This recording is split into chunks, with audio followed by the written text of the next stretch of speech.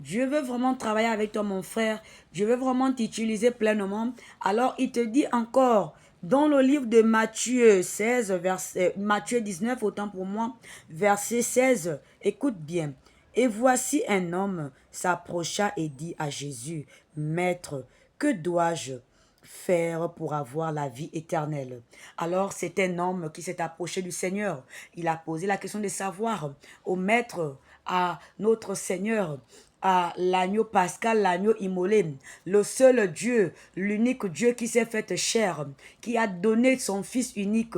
Il est venu en tant qu'homme pour être le sacrifice ultime, afin que toi et moi ne soyons pas condamnés, mais que nous soyons sauvés. Alors il a été cet instrument de bénédiction pour toi et moi. Alors cet homme s'est approché.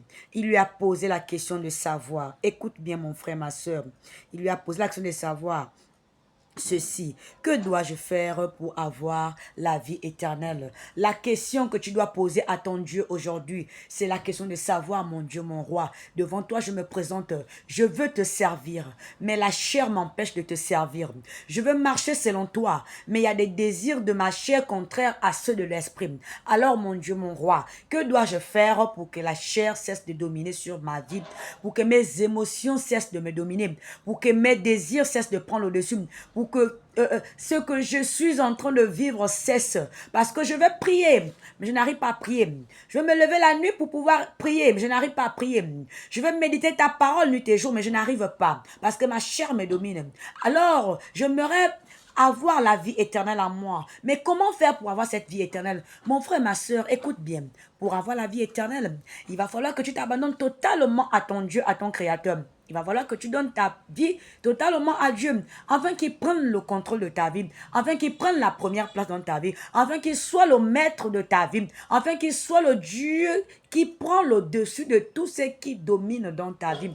Alors mon frère, ma soeur, ce matin, j'aimerais te dire, mon frère, ma soeur, écoute très bien, écoute très bien.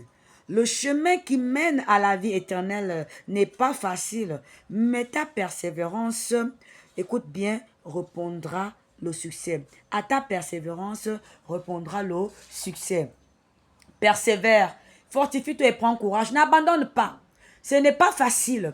Ce n'est pas du tout facile la marche chrétienne, mais je t'assure que si tu restes attaché, tu verras la gloire de Dieu. Alors, partage la parole autour de toi. Tu n'as pas besoin de réciter tous les versets bibliques. Donne une parole à une personne. Passe du temps à prier avec une personne. Ou prie, nourris ton âme et ton esprit. Tu ne seras pas dessus, mon frère, ma soeur. Alors cette parole te concerne. Demeure pleinement béni. Que Dieu te bénisse. Que Dieu agisse pleinement dans ta vie. Shalom, shalom, shalom.